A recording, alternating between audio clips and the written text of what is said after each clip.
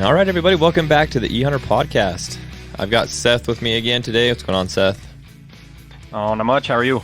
Just living the dream. I think I say that on every podcast, but you know that nightmares are dreams too. So Yeah, I think that's the blue-collar man's way of saying I'm struggling, but it's okay. yeah, it's life. It's just, it is what it is, isn't it? I mean, Yeah, really can't do too much about it.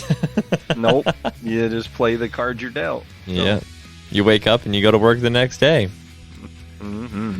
Oh, man. Well, right now we're kind of in the lull of things. We can't shed hunt here in Utah and really can't do a whole lot right now. So, I don't know. What are you doing? Are you getting ready for hunting season at all? Doing anything hunting related? Looking at draw odds, and that's about it. Because, like you said, my big go-to excitement for spring is we can't go look for sheds, so they ruined that, and it's been almost too muddy, anyways, because we've had an unprecedented amount of rain for the desert. But yeah, it's just kind of in a holding pattern, like you said. Not a lot you can do. Spring turkey's still a month away for most people, and you can't shed hunt, and not enough snow on the ground to coyote hunt anymore. And Yeah. Or lion hunt, or we'll get into that more. But yeah, we got spring bear coming up, spring turkeys coming up, and yeah, we are right in the heart of application season. So hopefully everybody's getting their applications in. Who's open right now? Colorado's open. Colorado, I think they're one of the earlier ones. I think Wyoming might be open, but it's not their normal. They do like elk first, and then they do deer and antelope later in the year. Right. I can't remember. I don't really buy elk points up there. I typically am an antelope deer guy up there. So Weirdo. Idaho's already passed because you have to do that clear back in December now. You have to pick your non-resident unit and all that.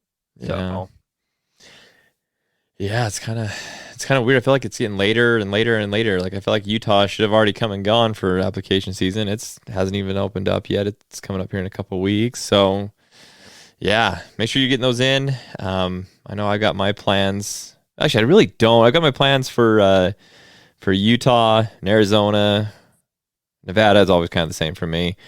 But Colorado, I'm still trying to decide on what I'm gonna do. You're going to guide me. You're not going to put in. You're going to guide me and my cousin when we draw. On your, I about said it. No, I don't know that you want me to guide you. I won't be able to find any deer. Yeah, you will. Come on now.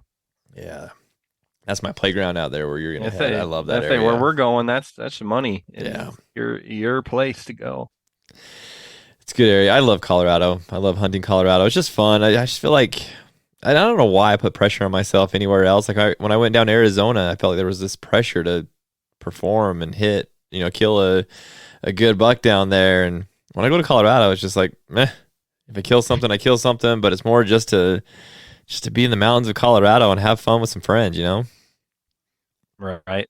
I get it. I mean, there's always, I think for me, it seems like there's always just a little bit of pressure other than a few places, And Colorado kind of had that mystique. Like, I never really felt pressure to get one last year until I seen one. You know what I mean? Until I saw one I actually wanted to take. But for the most part, it was just having a good time. All I really wanted when we went was to have my two hunting partners actually kill one, and they did. And so before I even seen the deer I ended up shooting at, I was a happy camper. So. Mm-hmm. Yeah, I guess there's always that little bit of pressure. Like, I mean, you always want to kill something. You always want to punch that tag, and no one likes tag soup. But I don't know. Sometimes, well, actually, last year, even here in Utah, I really didn't have a lot of pressure on my archery over the counter deer or elk tag or my early season deer tag that I had. It was just I don't know. I was just having a good time. Maybe I'm just getting old. I don't know. I just love being out in the mountains, just with a weapon in my hand, having fun with some friends. So I enjoyed my antelope hunt as much as I did anything last year. So yeah, it was It was frustrating, but it was still fun. There was Yeah. tons of fun moments mixed in. Yeah, So, we had a good time. I'm excited for this year. It's going to be a lot of fun. Got a lot of cool stuff lined up for this year.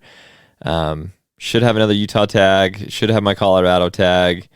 So it's going to be a good year. Hopefully get my Utah elk tag this year. But I'm not going to hold my breath on that one because Utah you system might is. pass out if you do. Yeah, Hold your breath. if I do, I'm gonna have to like go into like Aaron Rodgers 4 Day darkness just to Mm, really understand what's happening because I'll be so shocked. well, I mean, the truth of the matter is, with the changes on the elk hunting side, you better do your research, and that goes for everybody because they changed a ton of limited entry elk stuff. Yeah, So yeah. you'll really want to dig into that and pay attention. Check out that podcast that I did with Dax. There's a lot of really good information in that podcast. He kind of breaks down pretty much everything that's happened with it, and yeah, I mean, there's a lot of choices out there now. You got to figure out what's best for you and what you want to do, and it's always been kind of easy in Utah for those that have lots of points. You put in for the early rifle, and hey, that's the best opportunity out there. But now with dates changing and it's a shorter hunt, maybe it's not the best option. In Utah where you can use scopes that are high powered and guns that are high powered. Muzzleloaders are high powered, and maybe muzzleloader is the way to go, or maybe the later season or mid season rifle is the way to go. I don't know. Everybody's going to have their own, Well, thing that they like. So, and like I say, archery got some of those better dates. So has it mhm. become a closer look at archery, depending on how many points you've got? You And know I- what I mean? yeah, and I feel like archery's gotten a lot more popular, because of Mhm. the Cameron Hayneses out there and these people that are just all about archery. A lot of people are moving to archery. So, if you're a guy that shoots your bow a lot, man, yeah, you're right. That archery hunt stole some of the best dates for hunting elk. So it might be the best hunt. So It could be. yeah, exciting stuff. So make sure you get put in for the hunts though. Don't let those dates go by without getting in there, and yeah, do your research. Make sure you get the one that fits you best. So, well, let's jump into our podcast today. We want to talk about just kind of all things eHunter as far as what's up on the website, keep you guys up to speed with some of the news articles that have come out, as well as some of our other articles. I know there's a lot of people that hop on our website pretty much every day, but if you don't, we want to kind of talk through some of those articles, and we're going to do more of these kind of podcasts where we talk through the different laws that have taken place, different things that have happened. Obviously, we'll continue to have our guests on, but we want to talk about some of these articles, and really kind of to segue from our last conversation, we have an article up on our website about the Colorado 2023 big game application period opening up. So you can go on there where there's some really good information in there. Seth, you wrote that one, didn't you? I did. Hmm. Yeah, good information in that one as far as when you need to apply, the date that you need to apply by. That's always very important. Don't miss that date. But there's always different nuances. I don't know, Seth. I don't know how many states you apply for, but every state has its different nuances, and it's kind of hard to remember which one is what. Yep, they all do something a little bit different, and it can be somewhat overwhelming. So you'll definitely want to read that one and get a feel for what's going on in Colorado. Yeah, every year, if you open up the brochures of most states, first couple of pages is going to have the what's new section, and that's a very important section. A lot of that is put into our articles. So you go to the brochure, you can go to our articles. Articles are easier to read, I think, and puts it in more simple terms. So yeah, check out that article. Yep. So I wanted to make sure we chatted about that. I also wanted to talk about some of these other articles that are probably a little bit more hot topic articles out there. And let's start with let's go off with a bang here. One of the biggest topics of conversation. If you're on social media, you've seen it, you've heard about it. Some people are for it, some people are against it. But Utah has changed its mountain lion or cougar hunting, and they did it in a very, I don't know, sly, sneaky way. And there's a lot of conservation groups that aren't super happy about it. So Seth, give us a rundown of really just the Reader's Digest of what's going on. Okay. Well, I'll give you what Don't don't happened, and then don't go crazy. no, I'll give you what happened, and then I'll give you my feelings on it. Um, so the legislature, they passed a bill, and they had several other changes that kind of got glossed over because this was a big deal. They changed a bunch of definitions. I don't know if you noticed this one, Taryn, on the trail camera side, but they changed it. A year or two ago, we everybody had a trail camera season, both private land and public land. You couldn't run trail cameras through August 1st to January 31st. Well, they changed that now. It's only a public land thing now. So private landowners are back to running trail cameras whenever they want. I did notice that, and in fact, I had a conversation because my wife's family owns a lot of land in Utah and have run them for different reasons, not hunting reasons, but they run trail cameras for theft or to avoid theft and stuff like that. And so, yeah, we noticed that, and we're talking about that just the other day. Yeah. And then obviously the big one is that they changed the kitty cat rules. So essentially what they did is Listen up, hunters and outdoorsmen. You've been living in a tent, roughing it in the great outdoors for over a week while chasing bucks or elk or whatever.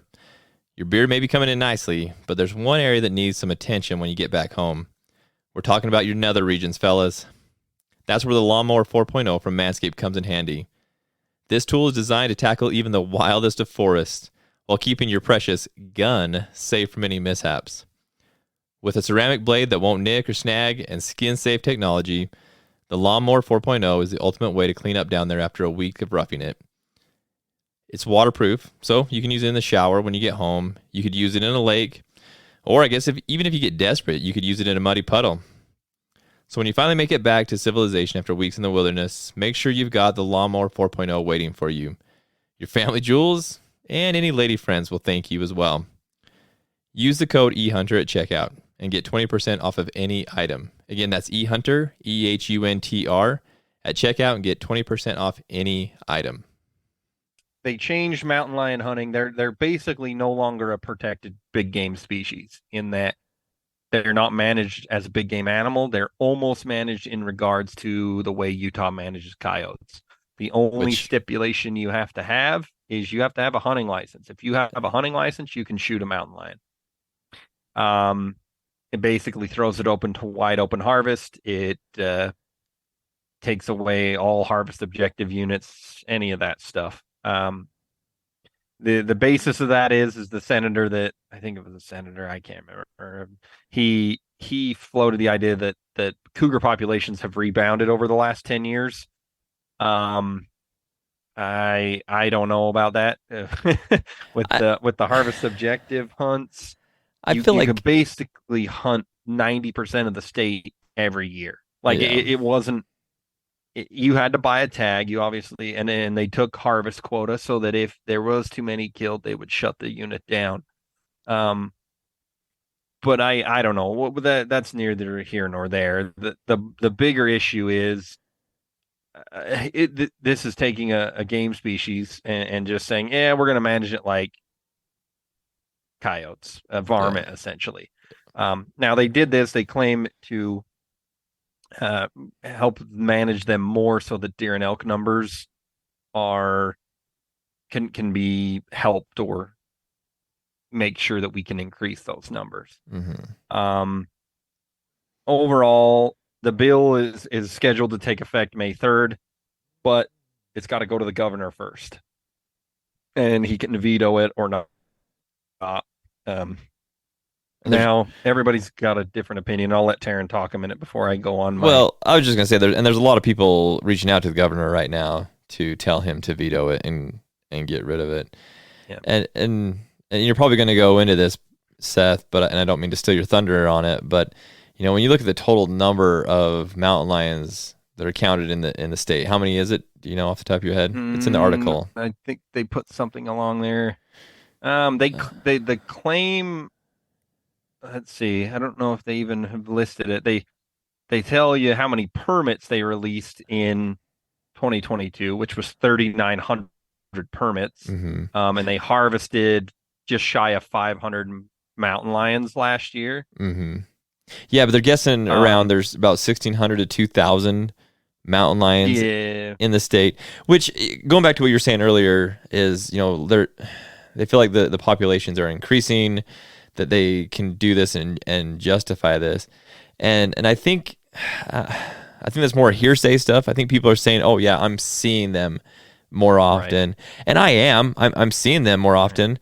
But on just to kind of argue that point or against that point is I spend a lot more time in the mountains than I have in recent year or in past years as well.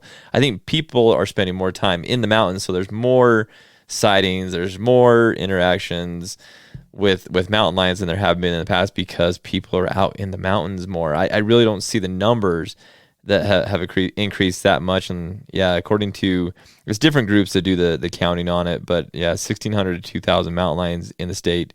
And then, like you said, Seth, they're giving out 3,900 permits every year. And If everybody and they killed, that would kill know, every single cat in the right. state.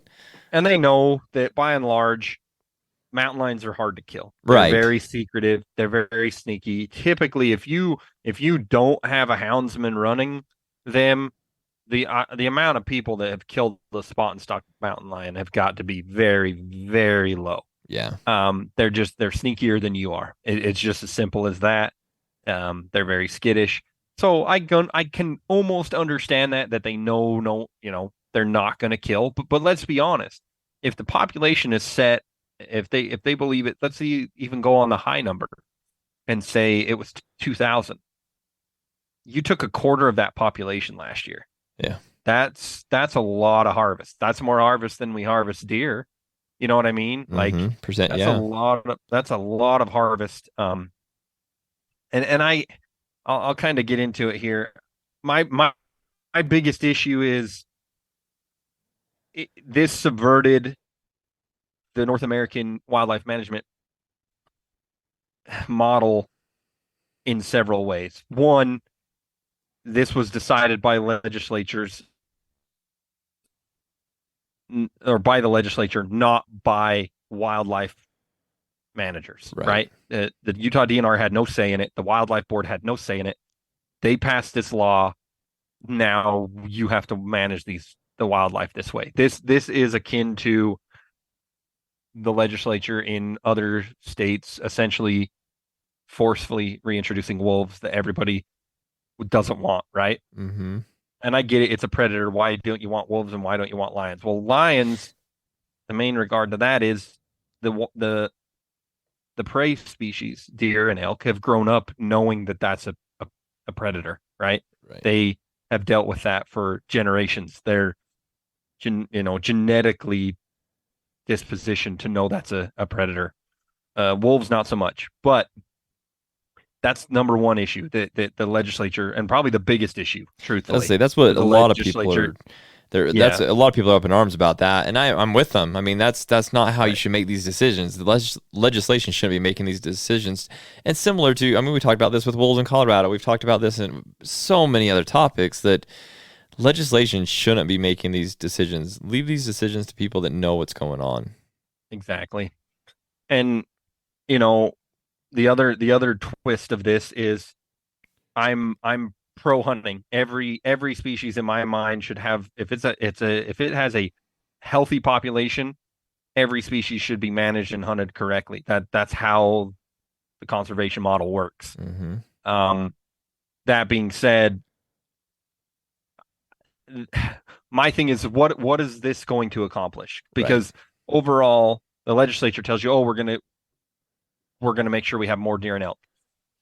How many? Because truthfully, you're attacking.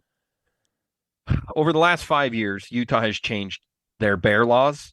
They've had a coyote bounty forever to try to kill the coyotes to protect the deer. They've changed bear hunting laws so that you can kill more bears because they're eating the deer.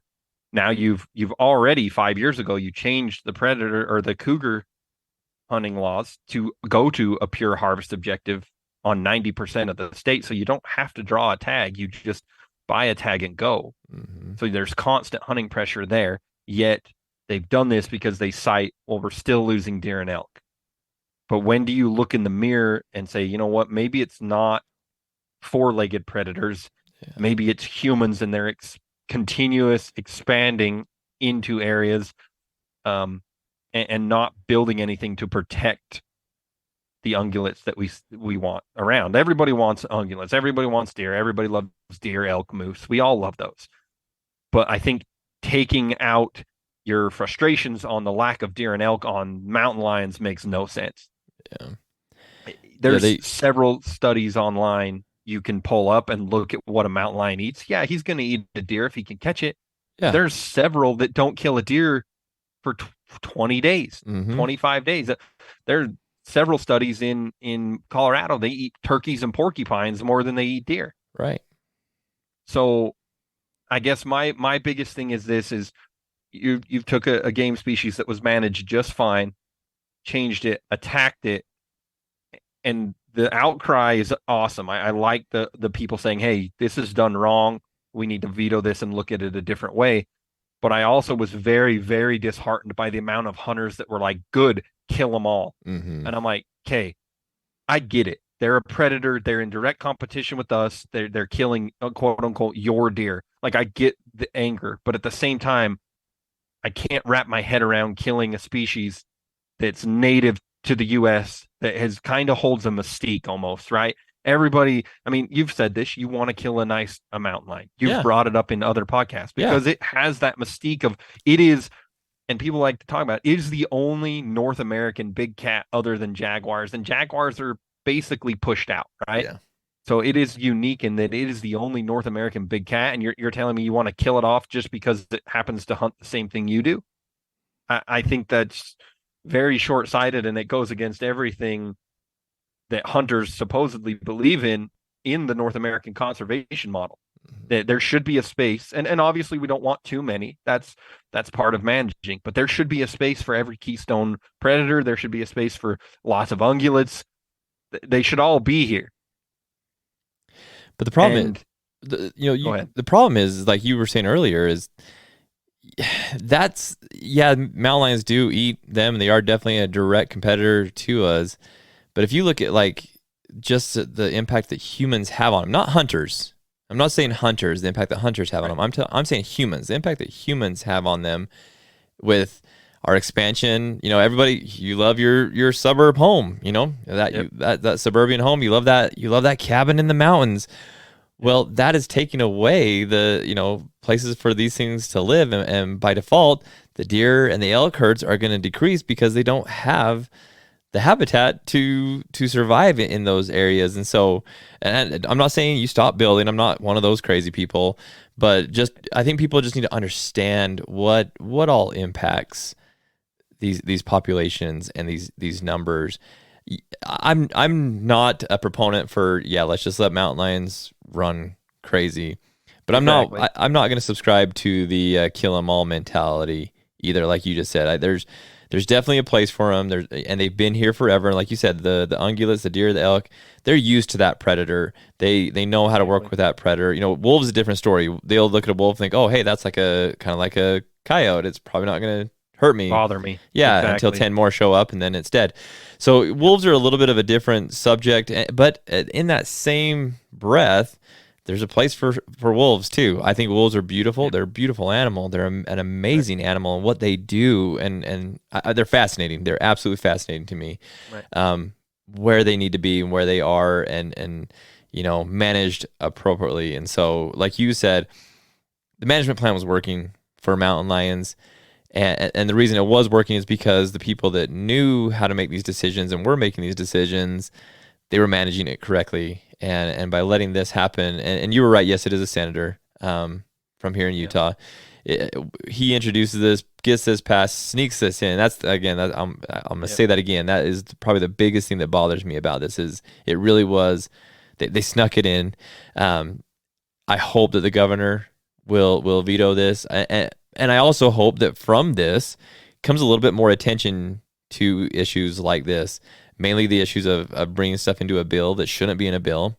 And then also really big game management. Big game management needs more attention. It needs, more resources sent to it. I've got a good friend that's a biologist, and we talk all the time about this, that they just need more resources. They need more help. They need more attention on some of these things in a positive way, not in a negative way. And this has really become a negative way.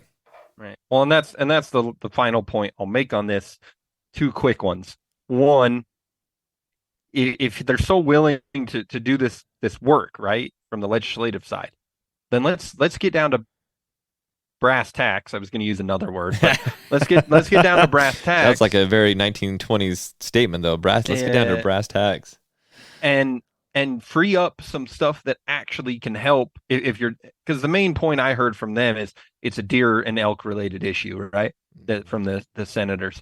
So let's free up some money, you know, all that stuff nobody wants to free up, and build some of these things you talked about when you talked about the continuing urban sprawl and the expansion. I mean, you can't build six lane highways through the mountains and not lose deer and elk. Right. Nobody wants to talk about the amount of deer and elk that die on the side of the road every day. They want to talk about, well, mountain lions are killing them.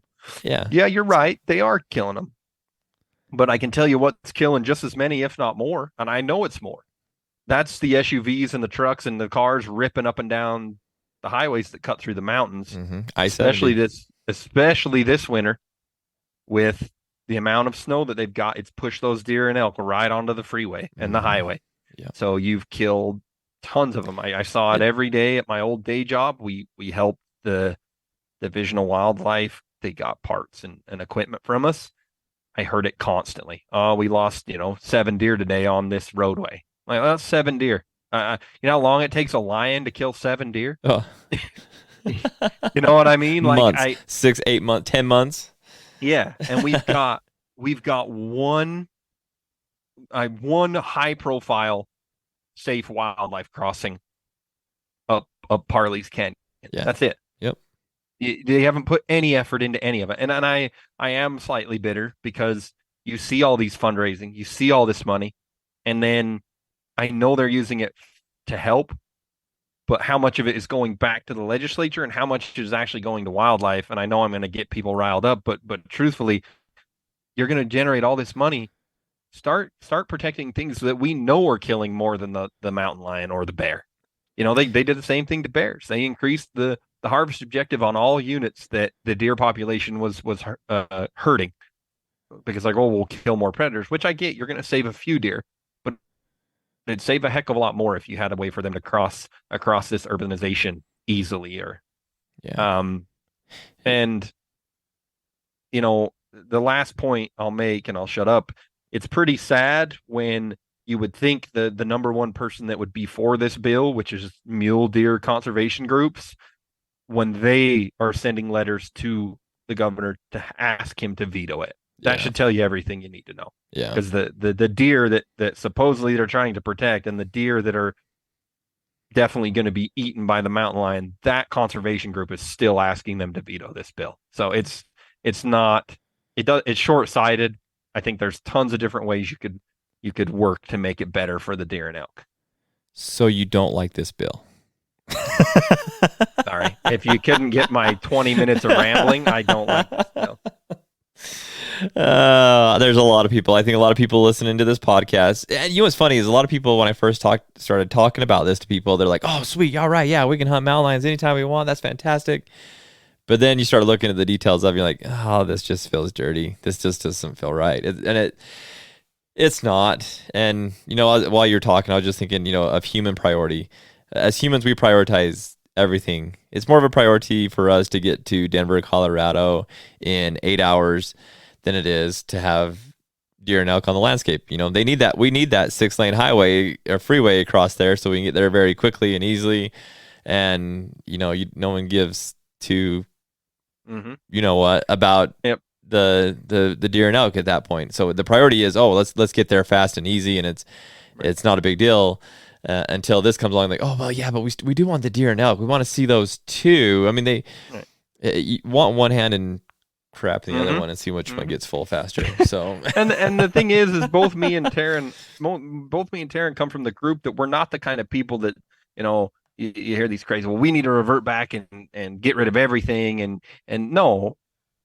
The thing is, if we have all this tech in the world, and we generate a lot of money in this state for wildlife. We have a really good track record of it. So why can we not do something better than just killing a North American species, essentially essentially down to scraping by. You're not going to get them all, but if you pass this, you're gonna scrape them right to the bottom of the barrel. Where instead you could be putting your time and effort and money into things like protecting them from getting hit by cars or protecting them from drought. Mm-hmm. Let's get more guzzlers on the landscape. Let's get more water on the landscape.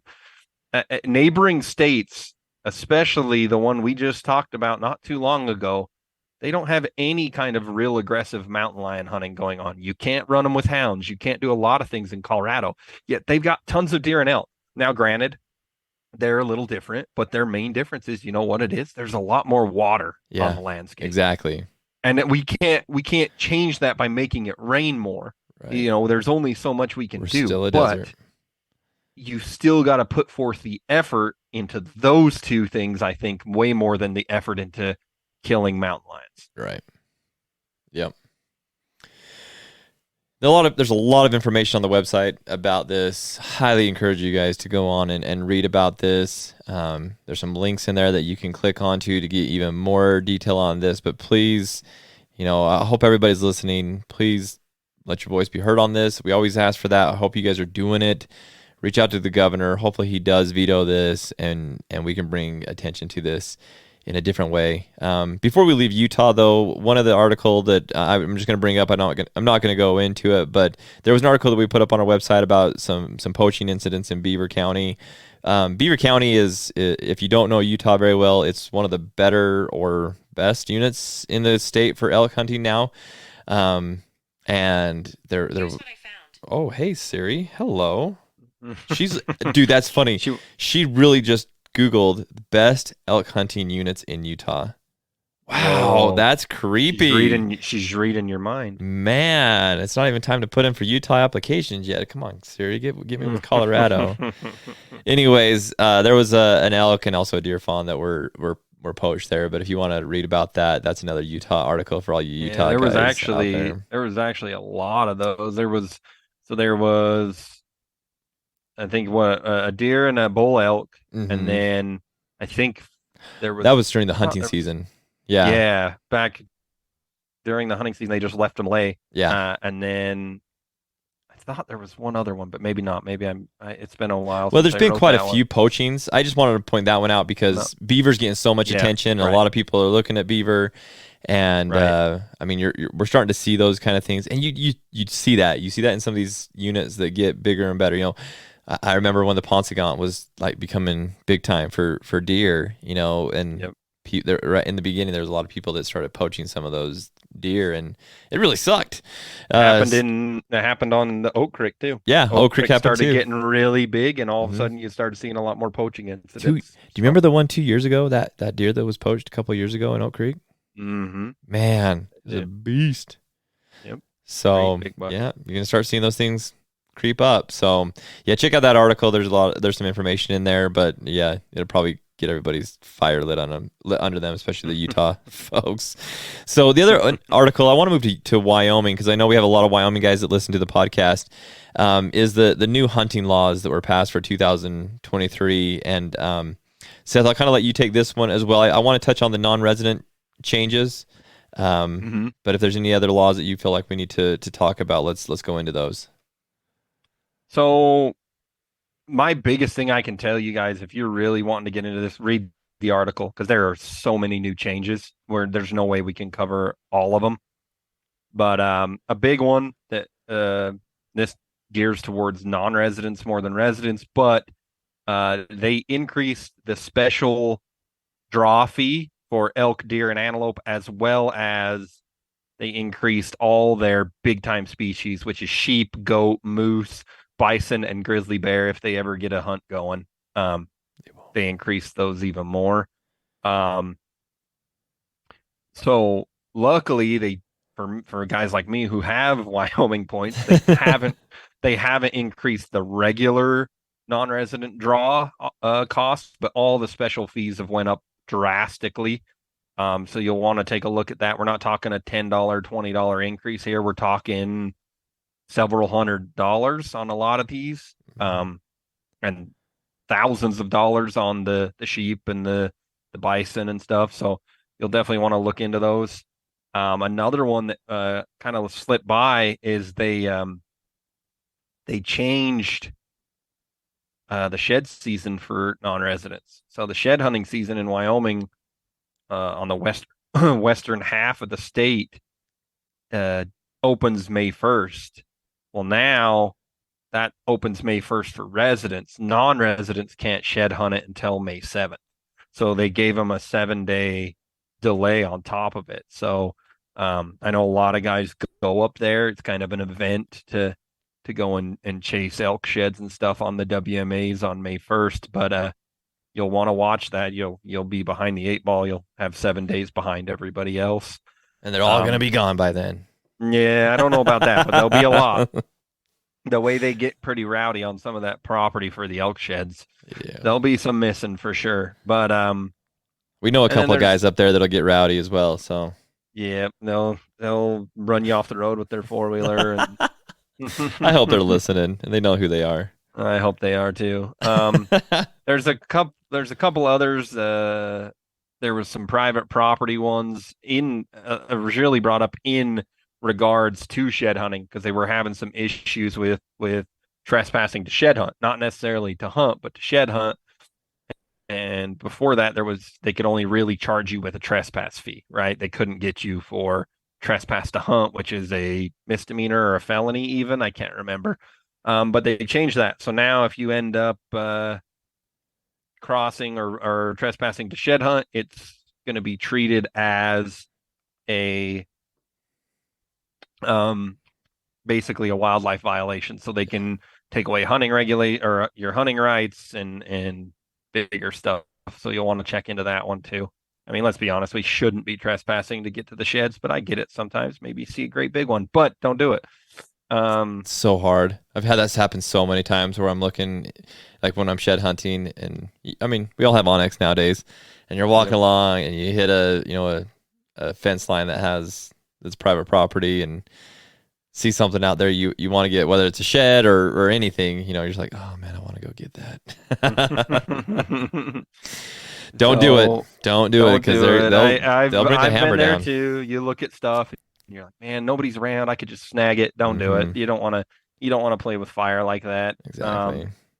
You don't want to be an article on eHunter's website. Yeah, exactly. And then there's a small mountain lion change up there. It's nothing too major. And then there's the change of artificial light and infrared imaging on predatory animals. So you'll want to go read the article, dig into that stuff a little bit better. And then at the bottom, there's also a link that takes you to the full report from the division or the Wyoming Fish and Game or Game and Fish. I can't remember which way they classify themselves, but there's a link there that'll give you an in-depth report too once you read what we've got on it. So if you need more info. Yeah, Wyoming's one of the more popular states to put in for. Colorado, I think, is probably the most popular state to put in for, but Wyoming's up there. There's just a lot of opportunity to go and hunt, and so there's a lot of non-residents that hunt Wyoming, and so a lot of this stuff it may just slip in there, and you may not even know about it until it's too late, and you're putting in for the draw, and you're like, holy crap, what is this number all about?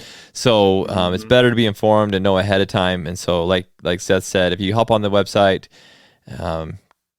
all the numbers are there for each of the licenses, so that you're not just blown away. You kind of know what you're getting yourself into, and plan accordingly. Maybe things have gone up and you can't do something anymore, or whatever. But man, I hope that grizzly bear comes out. That $7,500. Yeah, $7,500. Dude, that's almost as much as going to Alaska. It really is. Oh, geez, yeah. You could do a lot of hunting for $7,500 for that. But you know what? I mean, some people, grizzly bears, just it's on that bucket list, So yep. I don't know. Mystique. I don't know that it's on my list. Maybe with a recurved traditional bow. You're tougher than I am. I'm just kidding. If I shoot a grizzly, it's from a long freaking way away. So, so those are the main articles that I wanted to touch on. Again, make sure you're checking out the website every day. Lots of new stuff going up. A lot of really good information. We'll keep you guys up to speed. There's also some fun stuff that's up there. Probably going to do a podcast on the top 10 underrated cartridges of all time. Those I've had some I don't fun know if ones with it was that. all time. Does it just say under? I think it just says underrated hunting or yeah, It's, underrated yeah, it hunting says cartridge. 10 underrated hunting cartridges. I don't think we wanted to dive into that top of all Of time. all I'd have time. a lot of upset people giving me death threats like the last time we wrote an article like that. I love some of these articles though because I feel like, or some of these cartridges because I feel like there's just ones that you haven't heard about in a long time. Um, Right.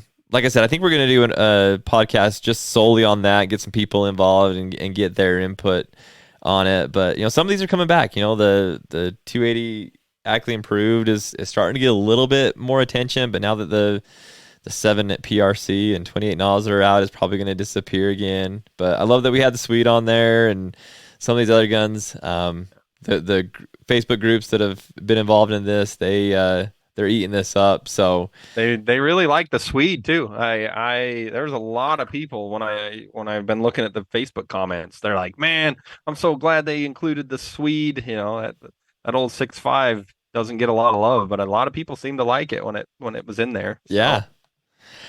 One thing is you guys may not know this, maybe you do know this, but you can leave comments on each of these articles. Down at the bottom, if you go down to the very bottom of the article, you can leave a comment. So highly encourage you guys go in and leave a comment. Which one did we leave off the list? And if you'd like to be part of our next podcast, or maybe not our next one, but the podcast that we do on this, love to be able to call you and have your input on it. So go down to the bottom, leave a comment on did we nail the list perfectly, or is there something else that should have been on the list, or is there something on it that shouldn't have been on there? Love to hear you guys' thoughts on that before we do that podcast. yep, I've already been told that I left the 270 off, but I'm like, I Whoa, don't think whoa, the 2. Yeah. 270? Just a normal Uh-huh. 270? Yes.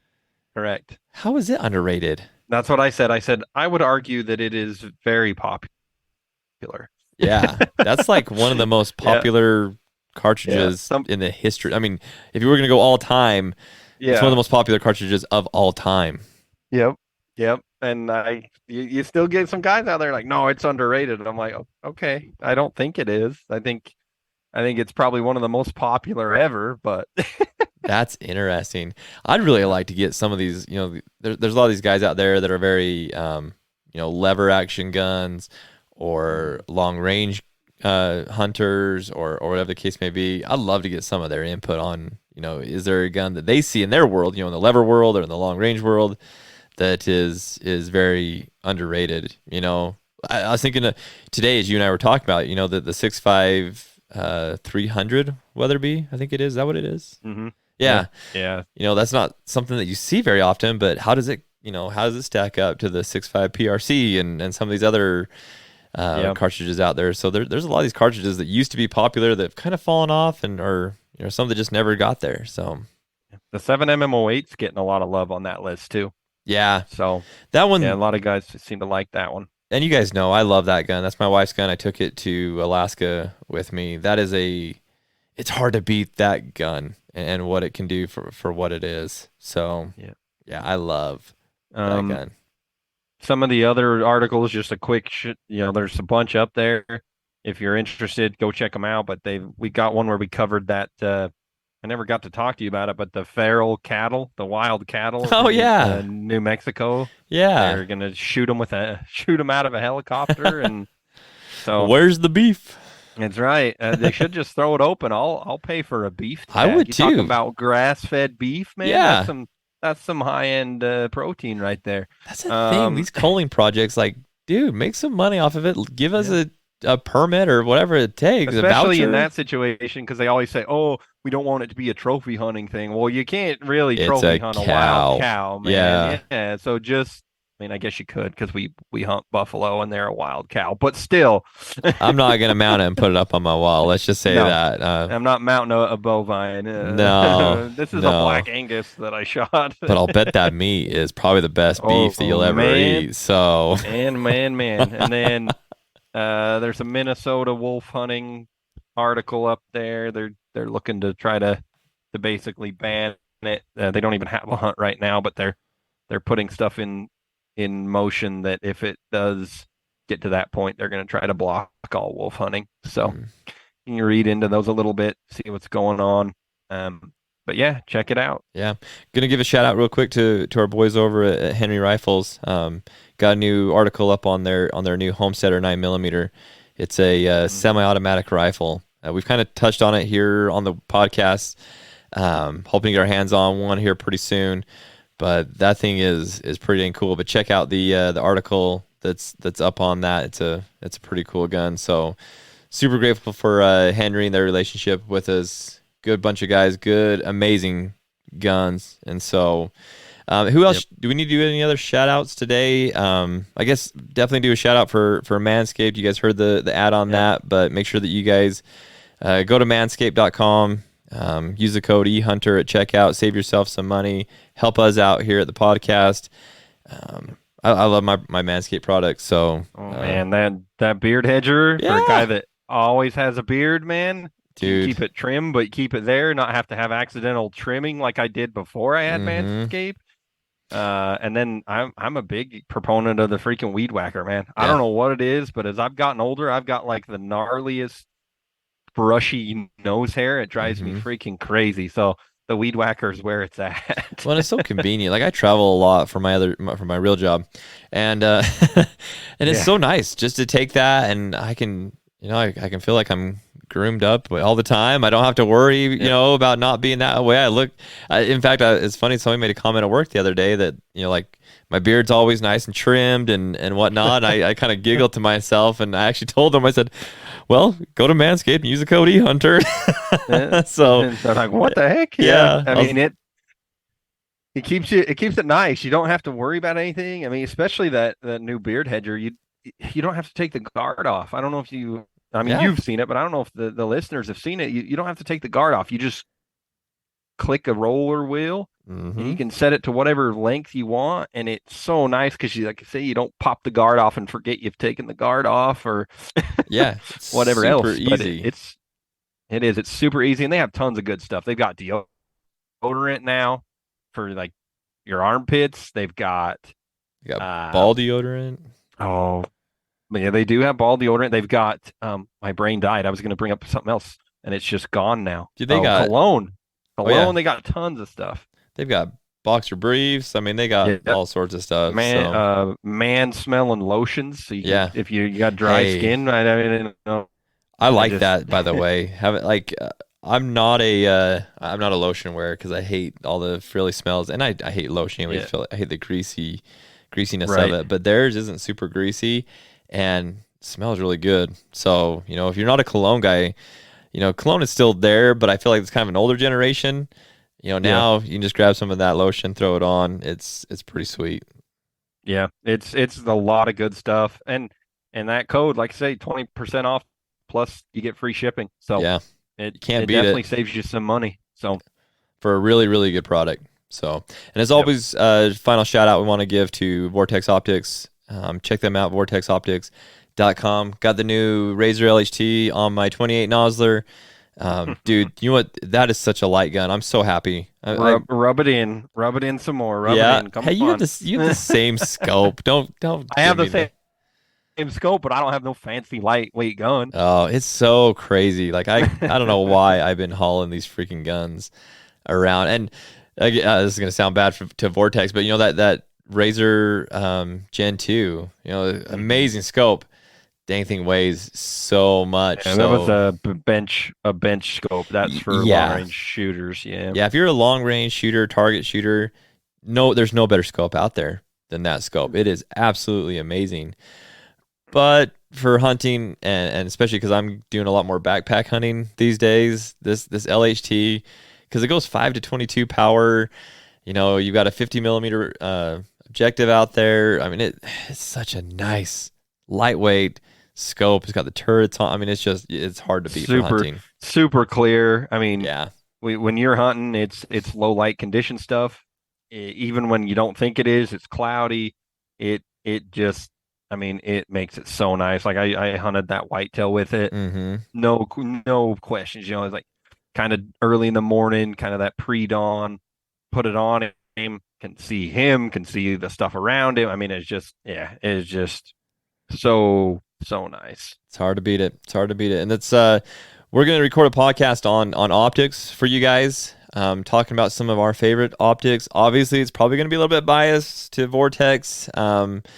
But we want to just kind of do a review of what you need. We have a lot of new hunters that listen to the podcast, and so we want to get a podcast out there to you guys that are maybe newer into this or maybe been hunting for a long time but looking to upgrade your optics. I've got a great friend that is upgrading his optics right now, and I'm super excited for him to start using some of this new stuff. I think it's going to change the game of hunting for him.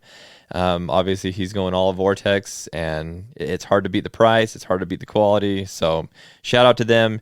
Check them out. I think probably the best place to purchase their stuff is on Optics Planet. Links down in all the show notes and in our socials and whatnot for their website to go on and get stuff. So, all right, Seth, that is going to wrap us up for this episode of the podcast. Hopefully you guys enjoy. Make sure you go to the website, ehunter.com, EHUNTR.com. Check out these articles and get more information on them. Again, leave comments on them if you have questions about them. Would be happy to answer any of those questions or reply to your comments. Love to interact more with you guys. But we will see you all on the next one. Seth, you got anything else before we go?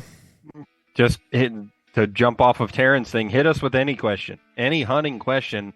If we don't know it, we know a ton of people through this podcast and the website. We will get you an answer. It doesn't have to be about the articles or anything else.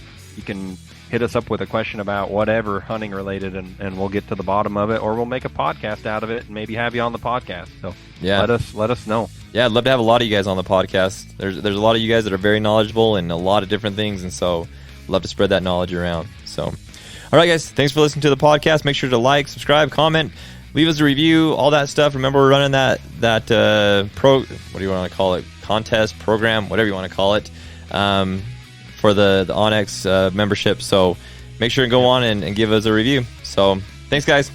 See ya. Thanks. See ya.